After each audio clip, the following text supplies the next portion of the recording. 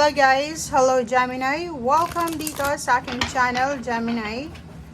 Alamin natin kung anong messages, vibration, gabay energy para sa inyong lahat.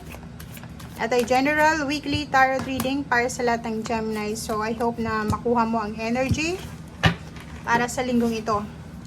Kunin mo lang Gemini kung ano yung resonated sa'yo. Huwag mong kukunin yung energy na alam mo na hindi para sa'yo. Mayroon kang 3 cards from your first deck. First card is fertility, second arts, and cycles and rhythm. Oh, wow. Fertility. This week daw, perfect time ito para makapagsimula ka ng mga bagong projects, Gemini.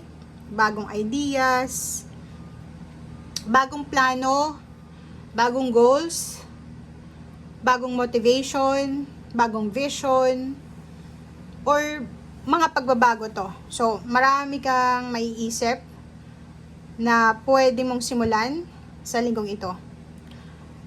Sa iba sa inyo dyan, pwedeng through arts, sa kung ano man ang creative knowledge na mayroon ka sa ngayon. Like for example, may mga iba sa inyo dyan na yung yung hobbies nila or yung mga pinagkakaabalahan lang nila ay pwede nilang pagkakitaan siya, 'di ba? Gagamitin mo yung social media para kumita, parang ganoon.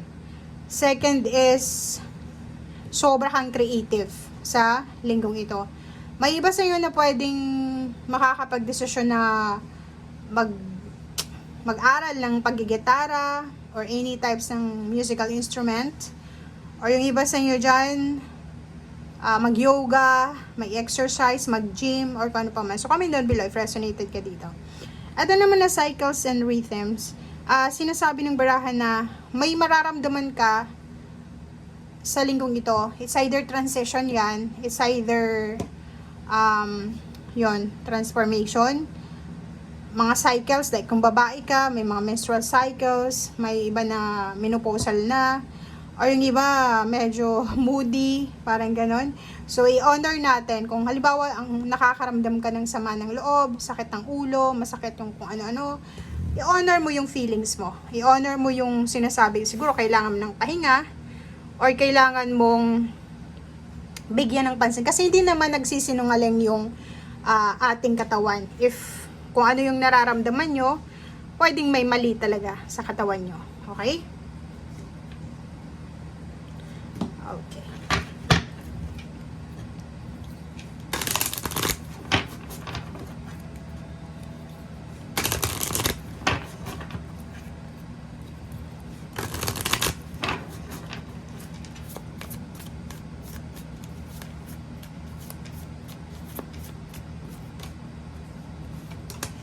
Okay.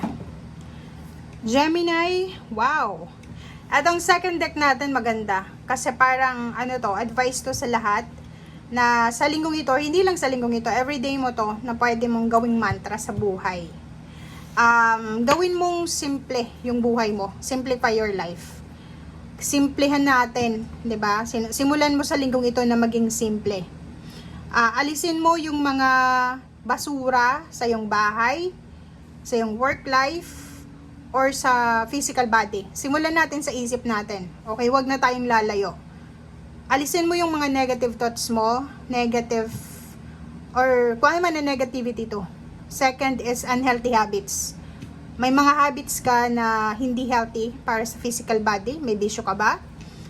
Second is negative thoughts. Yun yung pinaka mahirap, 'di ba? Kasi kahit wala kang ginagawa, nag-iisip ka ng negative. So, yun ang kailangan mong alisin. Sa loob ng bahay, may mga sira dyan, hindi mo na ginagamit kasi kinakapitan niya ng negative energy. Kailangan mo nang itapon yan. Okay? Minimalism tayo. Minimalistic. Simplify lang. Okay? Simplihan lang natin ang buhay.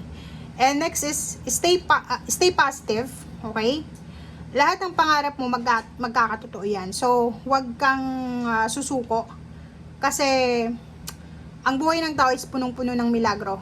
Hindi mo alam, baka kung kailan ka sumuko, doon lumabas yung manifestation mo. Doon lumabas yung success mo, 'di ba? So, sabi ng baraha sa'yo dito, don't quit before the miracle occurs.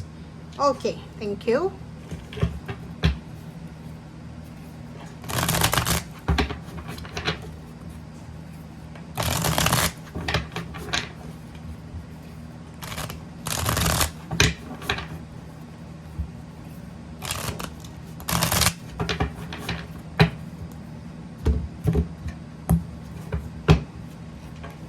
Okay, Gemini. Wow, Princess of Winter.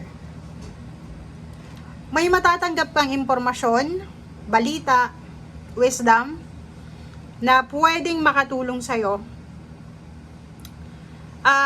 Nakikita ko sa'yo dito na medyo medyo hindi ka sigurado siguro, Gemini, kung ano yung gusto mo sa ngayon. Okay, parang may confusion ka. Pero sa linggong ito, nakikita ko sa'yo dito na may mga parang hidden messages ang universe na isa-send sa'yo. Sa panaginip mo, sa mga repetitive na numbers, music, or kano pa man.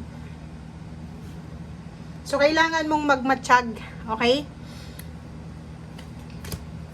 Magician, be positive. You can do anything daw. Take charge of your life. Lahat daw ng manifestation, lahat ng gusto mo, kailangan mo, ay makukuha mo yan. Next card is Chariot number 7. May posibleng success, victory, abundance and prosperity, pagpapala, blessings, magic, good fortune, good luck, na pwedeng dumating sa buhay mo dahil sa sobra mong sipag, dedication, disiplina, or kano pa man.